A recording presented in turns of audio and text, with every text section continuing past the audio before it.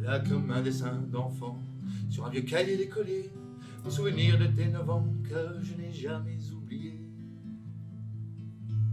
Tu n'avais pas 10 ans quand tu es monté dans ce train, plein d'étoiles jaunes en disant je ne reviendrai pas demain. Bien d'autres ont survécu au pire, à n'être que l'ombre de même. T'es parti avec le sourire des gens cons et par ce qu'ils aiment.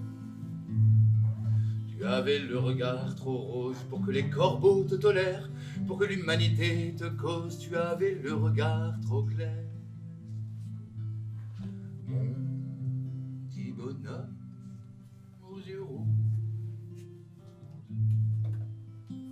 grand comme 3 pommes ou 3 choux. Crois-tu en l'homme comme en quelque chose? Cette question, gars, c'est la vie qui la pose.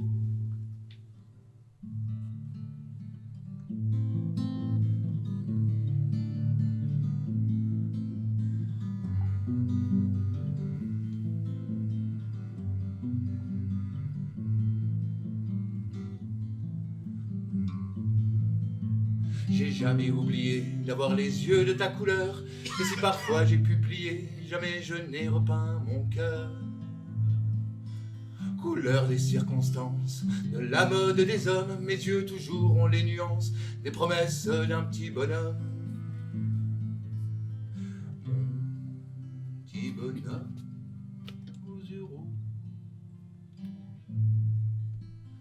grand comme 3 pommes ou 3 choux. Crois-tu en l'homme comme en quelque chose? Cette question, mon gars, c'est la vie qui la pose.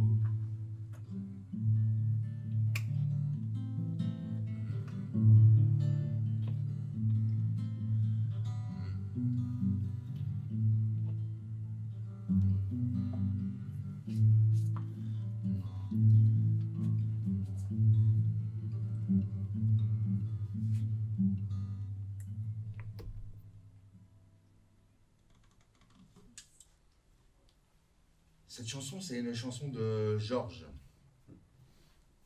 Une chanson qu'il n'a jamais enregistrée, et pourtant il en a enregistré plus de 500. C'est une chanson qu'on a retrouvée dans un des carnets dans lesquels il a écrit ses chansons toute sa vie, les mêmes carnets, ses carnets d'école.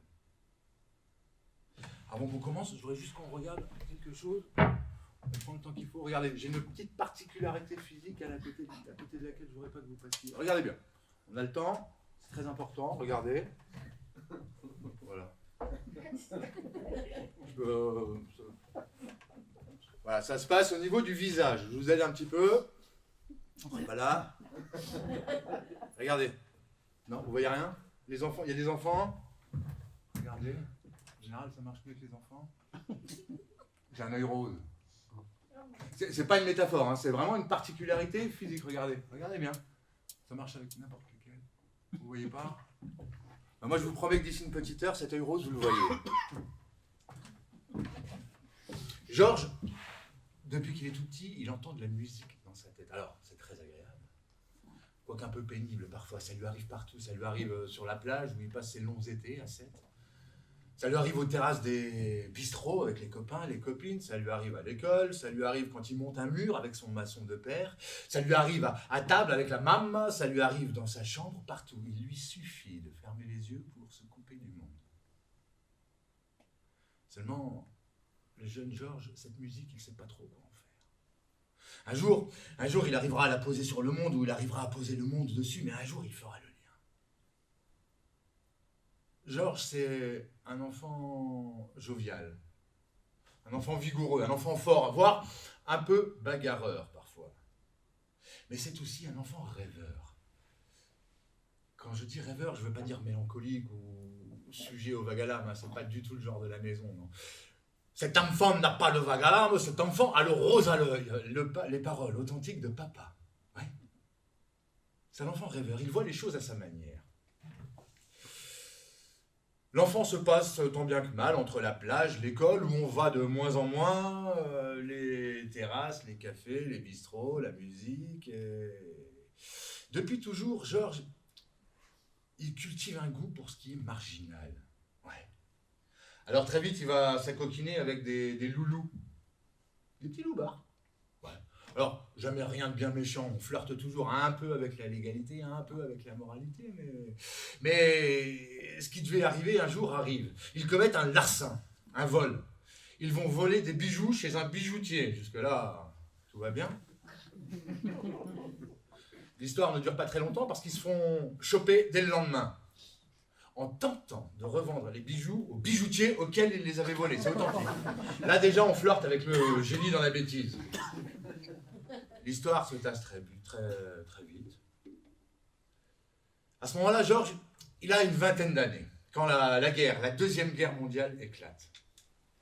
Alors lui, est-ce que c'est pour se faire un petit peu oublier à 7, ou est-ce que c'est parce qu'il ne sait pas trop quoi faire de sa vie? Lui, il décide de partir. Il décide de monter à Paris. Seulement, à ce moment-là, c'est l'exode.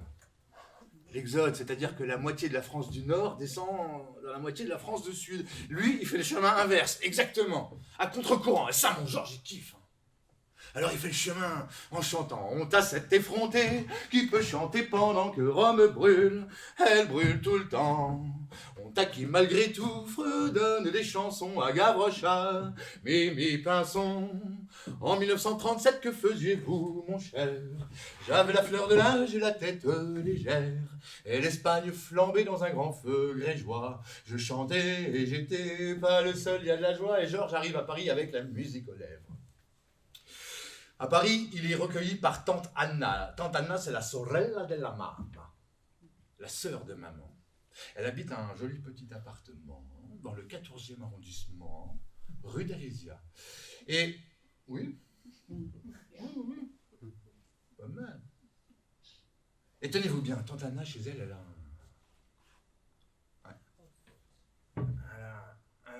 un joli piano droit, sur lesquels Georges va fixer ses premières mélodies, celles qu'il a dans la tête.